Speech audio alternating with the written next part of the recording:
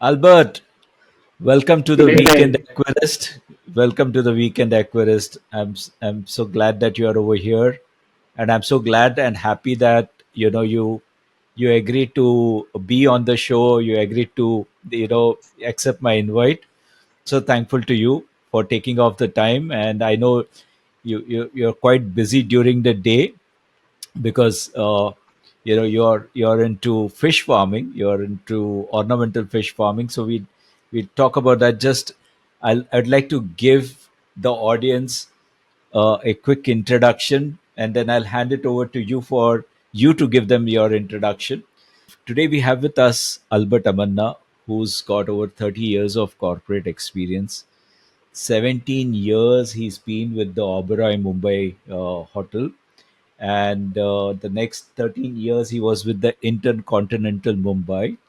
He's also the founding members of, correct me if I'm pronouncing it wrong, Le Claude d'Or, which is India, a yeah. French word, and he's the founding member in India for it, and it is the International Society of the Golden Keys, and we'll learn more about it. And this is a international concierge group, which is more of an association that Albert is part of.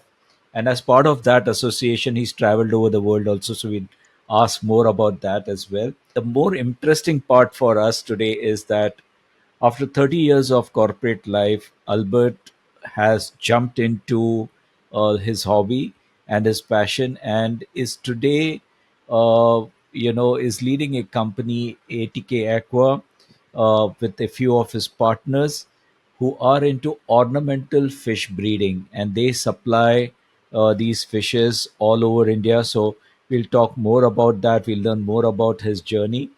So, Albert, I hope I've done a little justice to your, experience. But why don't you take over? Why don't you let us know a little bit more about yourself?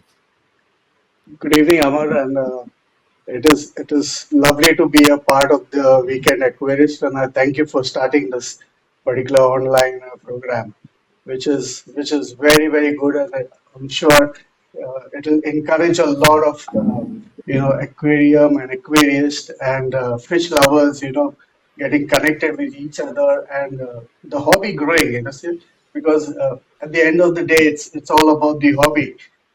Once the hobby increases, Right, then every business, it's a cycle. It's the every spoke of a wheel, and I'm sure it'll take right. it to different places. A little about me is, Thank you yes, so of course, much. I began my, thank you, Aman. And I began my career, of course, with the Ubrois in 1986. To be very frank, as a bellboy, luckily my parents didn't know what I was doing because, every parent wants somebody to be, their child to be either a doctor or an engineer. You know, Understanding that I was picking up bags and sending it to rooms would never please them, and well, just sort of things changing into the house, we grew up in a room which was good for six people. Well, the hobby was there from childhood because my dad also was into fish keeping. So even in our 10 by 10 room, we used to have a 4 feet tank, with those kissing gouramis, blue gouramis, angels, goldfish. So these were the local fish that would always be there in our tanks. As I got into the hotel industry as a bellboy, something that excited me was the concierge. So the concierge is like a man Friday of the hotel. They are able to do every magic for a guest, which is legal and moral. So over the Correct, years, if you correct. Google Albert Amanna, you will get to read some stories about about the concierge and those memories that we created for our guests during our journey in the last 30 years. It's a fantastic this thing. Right. And Lake Ledo, India is an international body of the Society of the Golden Keys, of course, which uh, which started in which started in 1852 and conceptualized in 1929. So Mr. Ferdinand Gillett was called the father of the Golden Keys, the Society of the Golden Keys. So I'm happy to be a Mm. part of it because I could connect to the world concierges today. Uh, of course, while I have my guest travel in any part of the world, and if they're staying in the five-star, I'm able to connect them with the concierges there. And we used to meet, we used to have these congresses every year. I mean, this year we had the congress happening in Madrid, in Spain, where more than 700 to 800 Okay. concierges from the world will come together. So it's more larger Right. than a summit, to be very frank. Right. And that's how we stay connected, and we are able to do wonderful things for our guests in any part of the world. So that's about Lake Leto, India. Well, coming Mm. to ATK, of course, being at home during the pandemic with 200 fish tanks in the house, I thought it was God's calling. I think saying Albert, this is the business now you need to go on with, and create new memories and new experiences for the people you deal around with. So that's a little about Mm. me, and uh, there's a lot that you could, So how did when you put into conversation. how did you decide to kind of quit your corporate or move on from your corporate job and a role that you've been doing for such a long time and get into fish farming, the ornamental fish farming? What was the trigger? What was the thought process? Of course, hotel industry was my passion, and I enjoyed every moment of it. But in 2015, I actually moved out of the hotel to start my own restaurant in Kulaba. And unfortunately, for Hmm. certain reasons, it did not take off. And that took me into different uh, diversity of jobs. I began with a travel agency Mm. that was Harvey World Travels, for with them for 2 years, and then came in the demonetization. Because the demonetization, I moved out from there. And then we started with a co-working company. If you remember the Primus co-works, every bus stands used to Hmm. have these Mm. ads on it. So it was an app-based business that I started Mm. with a known guest of mine who used to stay with me at the Oberoi as well as at the Intercon, and it took off very well. And our flagship restaurant used to be the Olives in Bandra, so we used to use their space during the day between 10 to 6. So it really did very Uh, well. And then came in the pandemic. When the pandemic came in, everything just shut off. And you know, I always felt that whatever happens in this world, hotel industry and the entertainment industry would never be affected. And believe me, pandemic affected the hotel industry as well as the yeah. entertainment industry in a very, very big way. So it was a real setback for a lot Right. of us, not only in India but around the world. A lot of them lost their jobs. And since I was at home during that time, I realized that many people were stuck at home and they wanted a hobby. So what we started doing was I started delivering, Hmm. just single pairs of fish or four, five fish to different locations in Mumbai, on a motorcycle. And this is during the pandemic, during the This lockdown. during the pandemic. So we made all kind of you know medical rep cards and whatnot, to see that we could travel. We used all our contacts. We had Okay. police stickers on our bikes, so nobody would stop us. And so we would take four, five orders Okay. on a particular day, and we used to get paid we fast fares, for delivering the fish. And then Right. sitting at Right. home, I realized, why. I mean, I have 200 fish tanks. I have enough of fish, and then I got connected with these partners, Tushar and Kunal, while we used to go out to get daphnia, at different locations. So they used to also Mm. be there, Mm. and, Mm. and we Mm. thought, why not make this an industry? um, the reason for me mm, to make it a proper organization was because in India, ornamental fish keeping, they say, is a sleeping giant and will remain a sleeping giant for the only reason because we don't want to work in an organized way. And I said, if I'm going to be starting something like this, mm, I need to have a proper company, so that people that work along with me in time to mm, come will always be comfortable that they're working mm, for a company, a mm. reputed company, a company that is, growing, You're right. in time over the years. And that was my plan. And since I came out from an hotel industry, you know, service orientation and people management and all this was already there in my blood. So it made life easy for Mm. us to begin and move ahead. So when you when you say you had 200 tanks, that's quite a lot. So you were always into, fish breeding as a hobby, or Yes, I'm just trying to picture these 200 tanks. So tell right. tell us a little bit about that, and what So kind of fish were you keeping then? so when I moved out of I grew up at Baikla, so Uh, my Huh. initial fish keeping was because I stayed very close to the Victoria Garden. So as soon as the monsoons came in, I used to get enough of these wild fish like the tilapias and the wild guppies, and these are some things that used to come into my fish tank. So on my study table, Huh. Huh. so-called study table, used to have another 3 feet tank over there with I think not less than 20 to 25 variety of plants in it, of course, with a normal bulb, and and it should be packed with all type of fish. Luckily, because it had sand and it had plants and everything, there was very few mortality in that tank because it had its own biological cycle. Let's say. Then from there, I bought my first house at Ambernath, which was a big Mm, space, 590 square feet. So when I moved into Ambernath, mm, I mm, moved with the 318 and a height 2 feet tank with lovely pearl scale angels. I used to love angel fish. So angels mm, were the first fish that were there mm, with me at Ambernath. But then what happened was I met a friend of mm. mine who loved these angels. He was from Badlapur.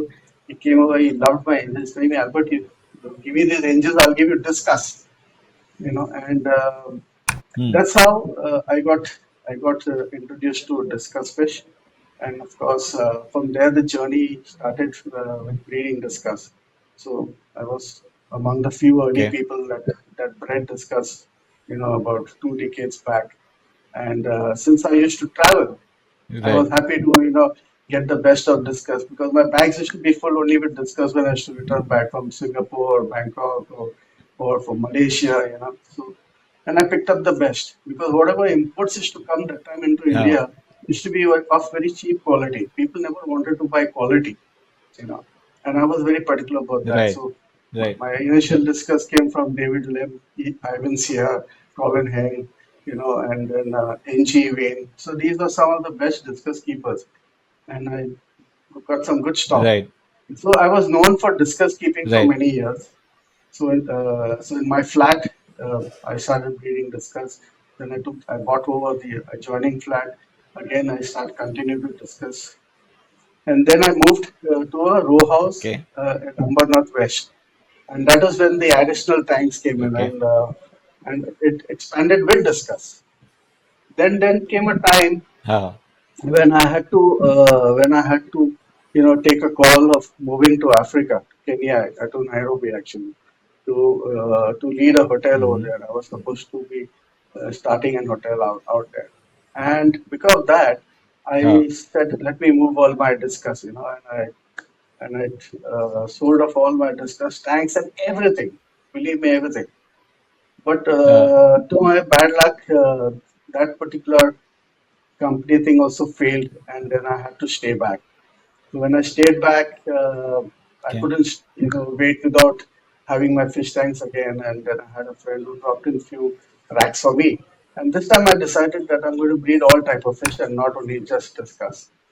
And I actually moved out of discus totally and started with many other varieties of fish. I said, why not breed different Okay. varieties so that I can learn new fish breeding and everything.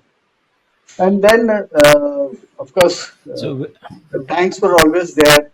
I used to work the whole day at the hotel industry. If you know, it's a 17, 18 hours job. Come home, I used to sleep only for 4 hours. I used to, watch my fish, sometimes siphon. I had a boy who's still working with me. He's with me for the last 15 years. So he used to live with me in my own very house. Um, from the north, and he didn't know anything about fish, but today he handles the entire fishing business for us. He handles all the breeding aspect. I just supervise, I just look around, but the team does the job today, which I'm very proud of. so how big is your team? We have presently 10 members.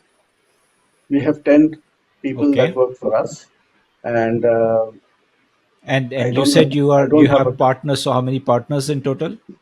I have two more partners. One is Tushar Sonavne, and then Kunal Rohile. Uh-huh. So Tushar comes from an Okay. insurance background. So I've kept him for the Okay. marketing. So he does all the marketing job. Uh, Kunal Okay. takes care of all the other finances and everything. So he's more on the dormant stage as of now, but will be actively getting into Oh, the business in some time. right. So when you're talking about during the pandemic, how firstly you survived, and you kind of started helping other shopkeepers and all get their supplies also.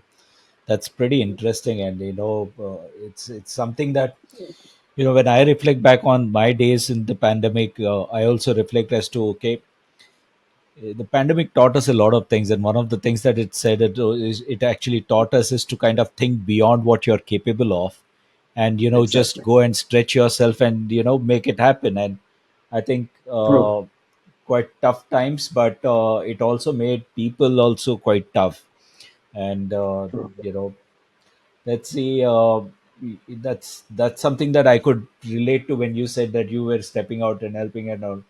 So in terms of getting seriously into ornamental fish breeding, what is it that you know had to do beyond just your own knowledge or and experience? Did you also undergo some kind of courses to kind of help you prepare? Are you currently undergoing any kind of courses to help you better prepare for the challenges of fish farming? Uh, to be very frank, fish farming was all in Mumbai in particular is looked as an Rambo's job. They want to all be one man army. In the sense, people don't want to Mm-hmm. share their knowledge because they think somebody else will take over Mm, their business. That's a very sad mm, part of it. They don't believe in mm, partnerships, you know. So unfortunately, one person is out there who's breeding, who wants to be selling, who wants to be doing the other running around, which is not possible, mm, in a proper ornamental fish business. So I always believed that this is an industry which works with cooperation of people. In the sense, you mm, cannot be doing it alone. So, 2 decades back, uh, I try to bring people together because Thana and beyond Thana was most of the breeding grounds for Mumbai. You know, leaving Bandup area, which of course was one of the other major hub, and then Thana. But Thana and beyond, right up to Neral and Karchar, was most of the breeding ground because there was plenty of live food available and all, and people depended on that for their breeding, as well as water, which is one of the most mm, mm. important aspect of fish keeping. I try to get people Right, together at the time, trying to say that, why not we all work together, we breed different species so that we are able to manage the rates and all that. And we are able to take this better. business to a different level. You know.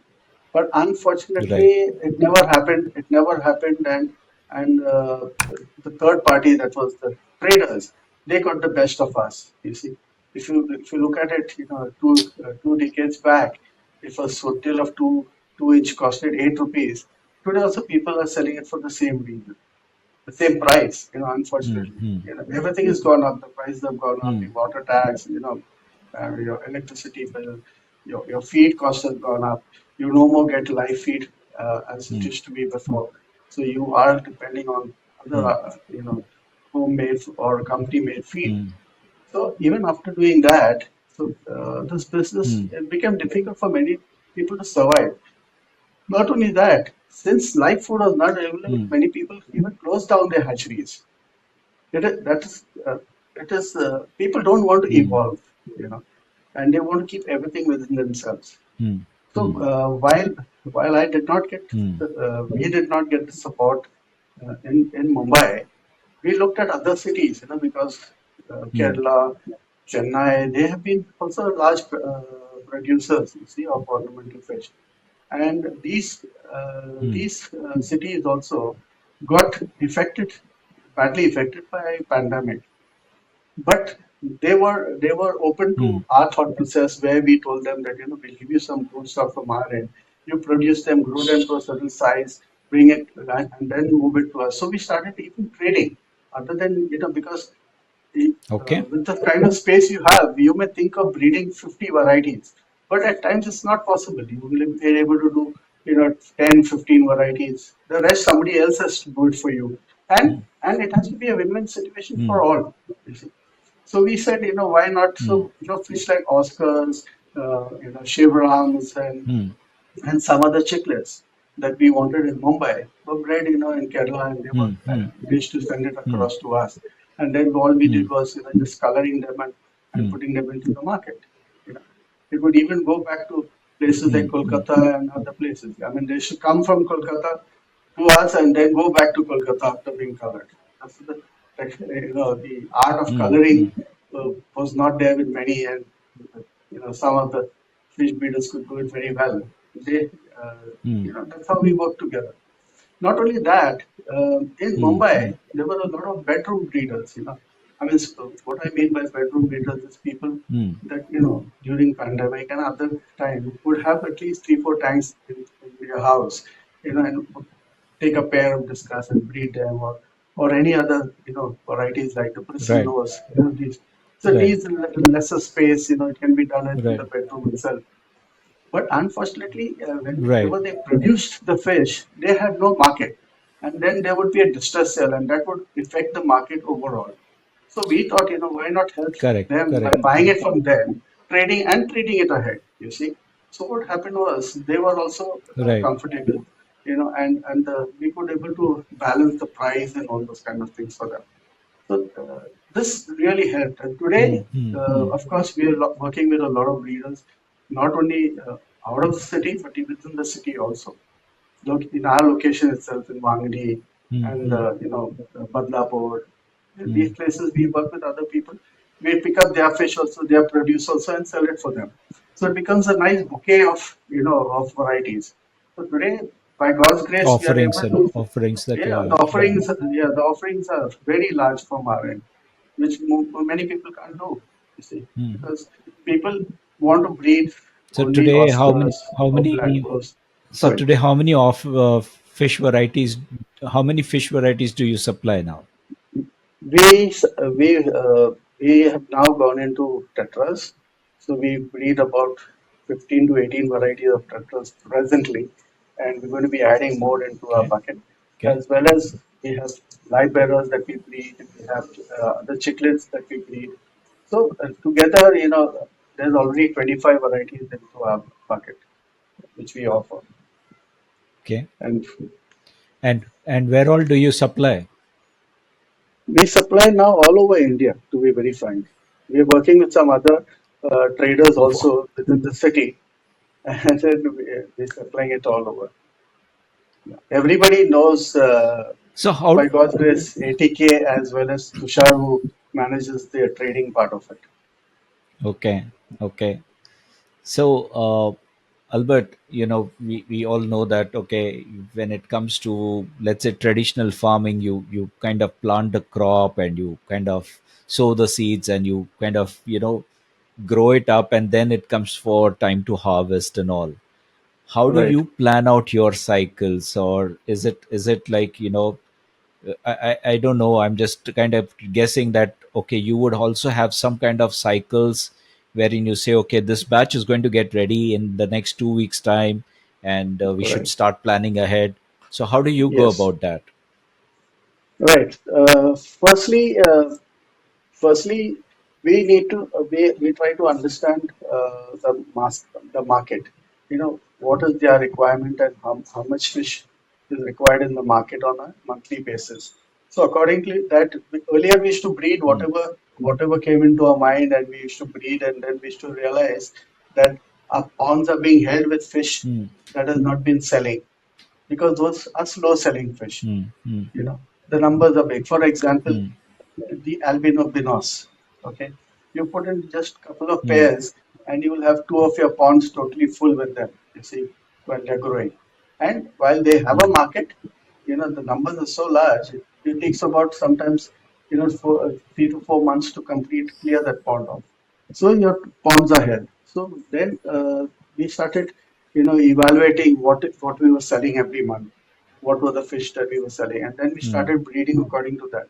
I've known of many breeders that breed in such big quantities, and then suddenly they realize that the market is not asking for it, mm, and then they're stuck, and mm, then there's a distress sale.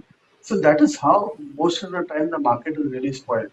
So if every hatchery or every breeder, you know, made a proper count of what they require to breed and what quantity they require to breed, they would always be very successful.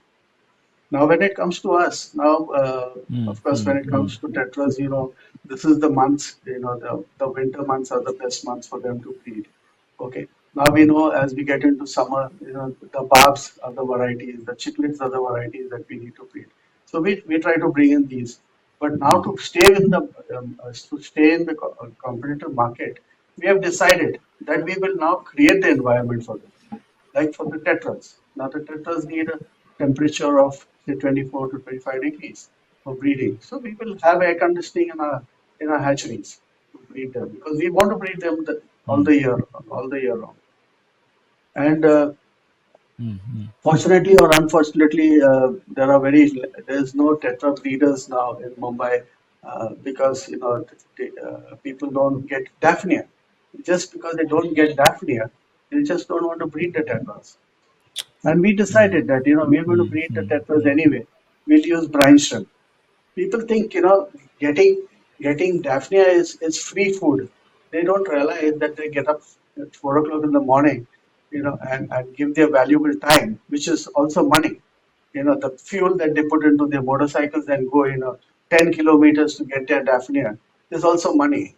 If they Yeah, actually yeah, stayed in their own hatchery and given time for their hatchery and just hatched brine shrimps for their food, they would have been happy, and they mm. would have been doing a better business.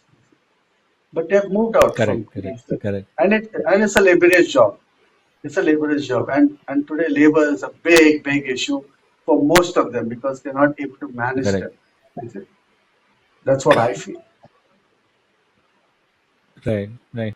So if you were to kind of advise others who would be interested in pursuing this, firstly, would you say that, honestly, is this something that you would recommend, or that yes, come into this field, but what are the challenges and all? So if you could just touch upon that as well. You know, challenge is what first and foremost is the location. You may want to breed fish.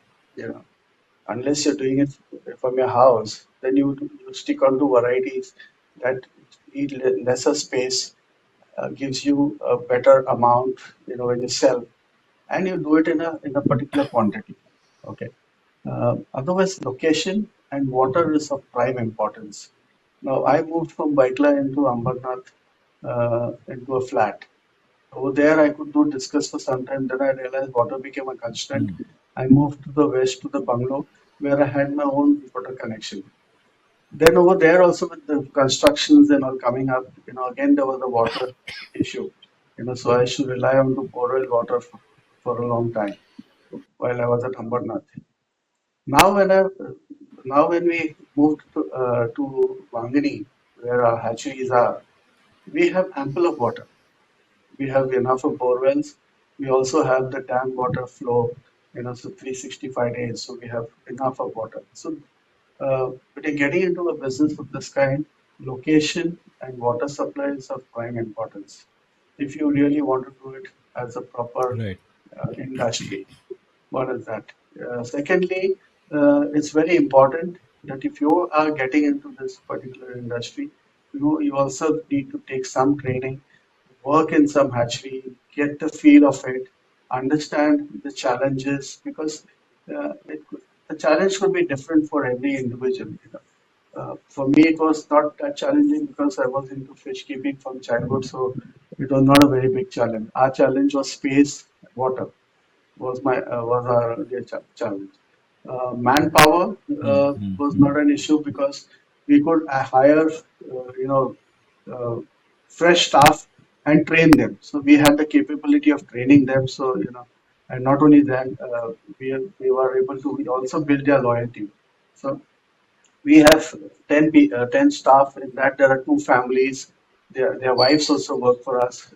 And believe me, the women do a tremendous job. They are so good and so neat in whatever they do. We see to it that we give a lot to our staff also. I personally, have lunch along with them. I stay there along with them. So, there is a bonding, which is a family bonding. And being with the service industry for 30 years, staff management has been my core learning. Yeah. So we Yeah. are able to manage people. Yeah. Right. So Training so is back there. to yeah, training. Yeah, just talk about that a little bit also. So the other day when I was speaking to you, you also mentioned that you have started a little bit something on the lines of agro tourism, where people who want to get into this kind of the business can come and they can experience this firsthand over there. So do you want to kind of talk about that as well? You were Yes. talking something on So those lines. right. So I was invited. I mean, of course, I did a small training with CIF at Warsaw, and that was with regards to preparing feed. Because I was very keen that I should give my fish the best feed. And I particularly joined this because I wanted to learn about microfeed. Because there are all type of big feed that is there for the edible fish, but for tetras and all that, there is no microfeed. And for that one reason, I joined CIF. And when I joined CIF, I realized that the need for industrial training or the so-called industrial training, where somebody comes and actually works in an hatchery for the last 6 months of their degree, to really understand what an ornamental fish is all about, and what they really need to look at if they want to take it as a business. That aspect would come very clear to them. Now, what happens is most of the fishery departments, unfortunately, they have people take their degrees and just move out, but nobody actually goes into fish farming. And of course, it was a dream for me to be a farmer. Now, while I do fish now, my uh, future plan is to also do aquaponics. You see, because you use the same water that goes into your aquaponics, you're able to grow your own vegetation. Today, health is a big concern for every person. You know, every individual. So I've been having organic food and the best of food. And I think if I would like to see how this can be done in a microwave, where somebody who's having fish tanks in the house also could have a kind of a system which he could go to in his own little balcony and grow some vegetation out there with this particular water. Because the nutrients in the fish water is one of the best nutrients for your vegetables and everything. Right. So you grow your own We also, vegetables yes, also and fruits we also. also spoke to the fishery departments, not only in Mumbai but even in Ratnagiri and all, where they can send students for students, at least 6 to 8 of them, for industrial training. You know, whether they want to keep them for a week, and we could even house them, and we could also take care of the meals and everything. So that we want this Right. industry to grow, yes, and we want people to take up ornamental fish keeping. I've realized that people moving out from the fishery department are either working for fish packaging firms and all that, and what they do is packaging. So they got nothing to do with fish keeping at all. Yeah. That's the sad part of it. Yeah. Yeah. After Yeah. interviewing a couple of people for my own company, I thought the best people to have would be people moving out from these fishery colleges, but unfortunately I couldn't find anybody. And it's sad. People are working for Zomato and they're working for any other company. That's But sad. that is very, very sad. Very sad.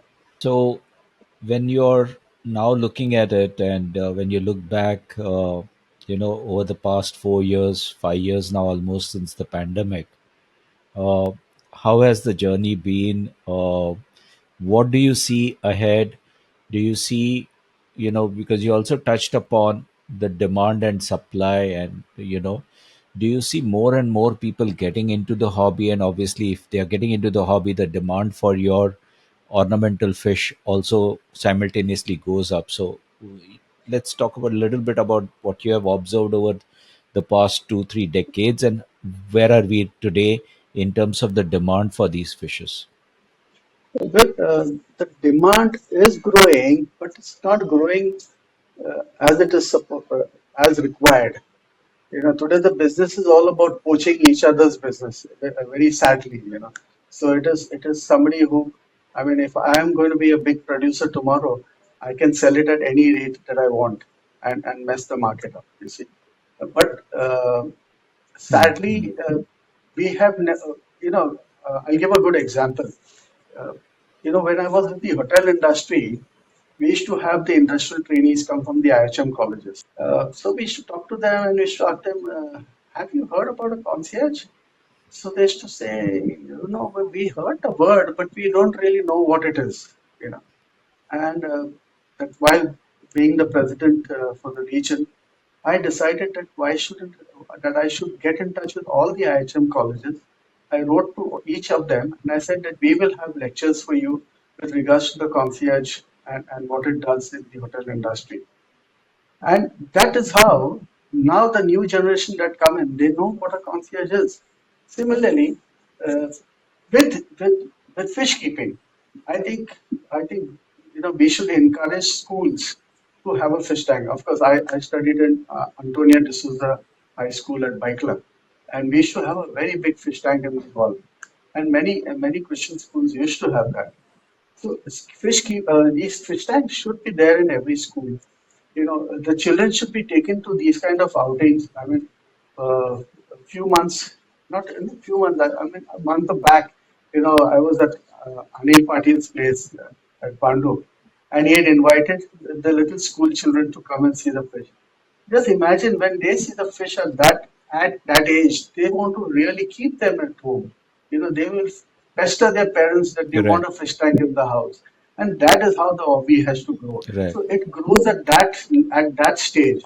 That is where we need to. That is where we need to penetrate. That is where we need to teach people. There has to be extracurricular activity Yeah. of this kind, and that is only when it can happen. Yeah. So we have also decided that once we have a very Yeah. organized, a little organized thing, we will invite schools over there so that they can see all this, and get excited about it. That Yeah. that is how that is how we are Completely able to agree grow with this you. industry. Yeah. Yeah, I completely agree with you. You need to, start them off young. They need to get Yes, exposed to not only yes.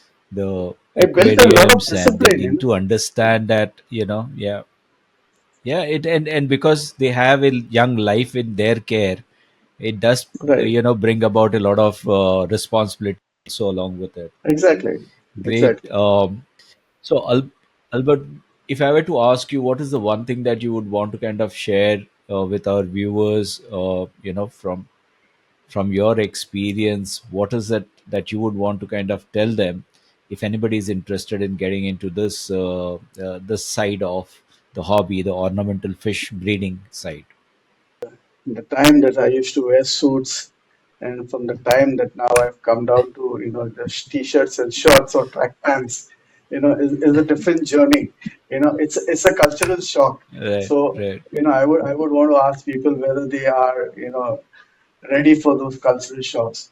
But believe me, at the end of the day, when I, sit in front of my fish tank, my hatcheries, see the fish breeding and all, it's such an excitement. It's such a, you feel so good, that you have come that far. You see, it's been a beautiful journey, and I think fish keeping is a great business to be in, and especially the ornamental fish.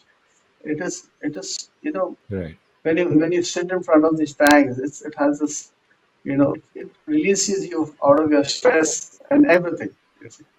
So it's been a great this thing, right, and I think everybody should get into it. And I'm happy to train people and share my knowledge. If I am what today is because of my mentor. I have, if you know Francis, from Bandra, he's been my real mentor. And he's really been pushing me so hard to read a lot of varieties, and in time to come. My aim is that we breed about at least 50 varieties of fish from our own hatchery. New expansion has also started last 2 days back, and we hope to do really well in time to come. awesome, awesome. I wish you all the best, and you know, Thank you, Aman. just wanted to thank you again, Albert, for taking off the time. I know it's been a busy day for you. It's late night, and you've got to get up early and start off again. So, your contact details will be shared along with this podcast, and for our viewers who Right, want to kind of get in touch with you, and right, your social media handles also will be shared. Okay. right. So once again, on behalf of the Weekend Aquarist, thanks for joining us, and for the viewers, do let us know how you enjoyed this episode, and we will be inviting Albert for future episodes also, where one of the episodes I'm planning to be there on his ornamental fish breeding farm and cover it live. So looking forward to that That'll be great. That'll experience be as great. well.